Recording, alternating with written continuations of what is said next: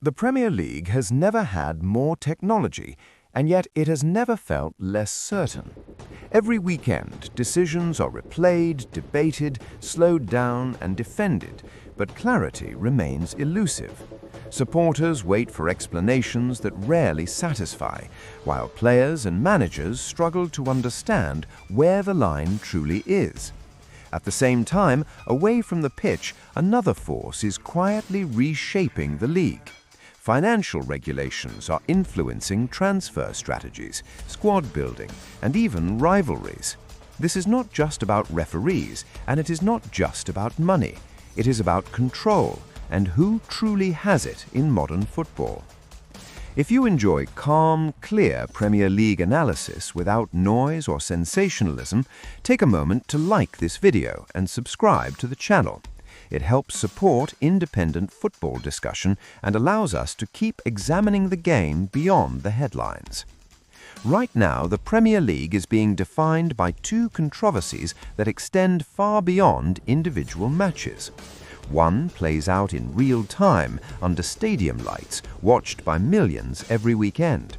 The other unfolds quietly behind closed doors, discussed in boardrooms and finance meetings rather than dressing rooms. Together, they are changing not only how football is played, but how it is managed. The debate surrounding VAR refuses to disappear. What was introduced as a tool to correct clear and obvious errors has instead become a constant source of uncertainty. The intention was clarity, but the reality has been confusion. Similar incidents now produce wildly different outcomes, leaving supporters frustrated and players unsure of the boundaries. The recent Manchester derby offered yet another example. The challenge involving Diogo Dalot and Jeremy Doku sparked immediate debate. Some believed intervention was inevitable, others defended the referee's on-field decision. Even after refereeing chief Howard Webb publicly supported the call, dissatisfaction lingered, not because everyone disagreed with the decision, but because no one seemed confident about the process. That lack of confidence is becoming VAR's most damaging consequence. Football relies on flow, instinct, and emotion, yet increasingly those elements are interrupted by pauses that feel endless. Players stand waiting, supporters stare at screens, momentum drains away.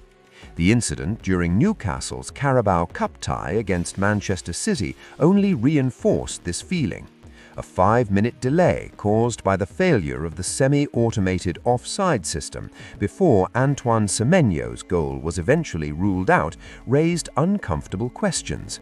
Technology designed to speed up decisions ended up doing the opposite, and every such delay chips away at trust. Despite the mounting criticism, the Premier League has chosen continuity. In June 2024, clubs voted to retain VAR, rejecting a proposal from Wolverhampton that would have removed it entirely.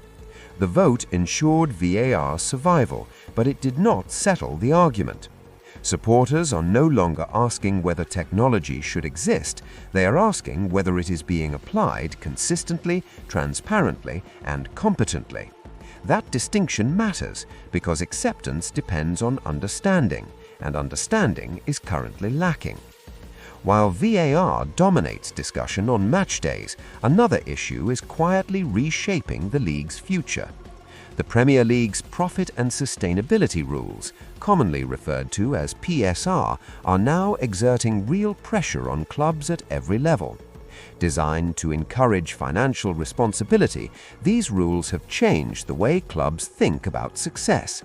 Spending is no longer just about ambition, it is about balance, timing, and compliance.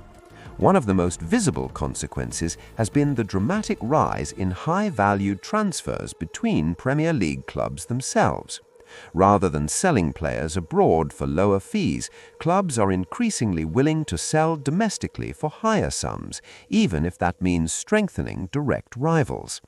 In the 2025-26 season, total spending on transfers between Premier League clubs has surpassed £1 billion for the first time.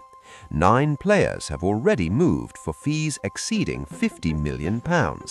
This is not coincidence, it is a response to regulatory pressure. This shift has fundamentally altered the league's internal dynamics. Wealthier clubs can absorb these fees with relative ease, using financial strength as another competitive advantage. Others are forced into difficult decisions, selling key players earlier than planned to avoid breaching regulations. Squad building is no longer driven purely by footballing logic. It now involves accounting cycles, projected revenues, and regulatory thresholds. Success off the pitch has become just as important as success on it. The long-term implications are significant. Competitive balance is affected, strategic planning becomes more cautious, risk-taking is reduced. At the same time, the transfer market becomes increasingly insular, with Premier League clubs trading among themselves at unprecedented levels. It is a system that rewards stability but punishes miscalculation. Alongside these league-wide issues, individual club stories continue to emerge. Chelsea's decision to part ways with Enzo Maresca in January surprised many and raised further questions about long-term planning at Stamford Bridge. Tottenham's ongoing struggles with injuries and disciplinary problems continue to undermine consistency and momentum. These stories matter, but they are symptoms rather than causes. VAR and financial regulation are different. They shape the environment in which every club operates. They influence results, determine squad depth, and define futures. Together, they reveal a Premier League grappling with modern pressures, attempting to balance tradition with innovation and entertainment with regulation. The league remains the most watched in the world, but its greatest challenges right now are not limited to 90 minutes on the pitch. They lie in the systems that govern the game beyond it.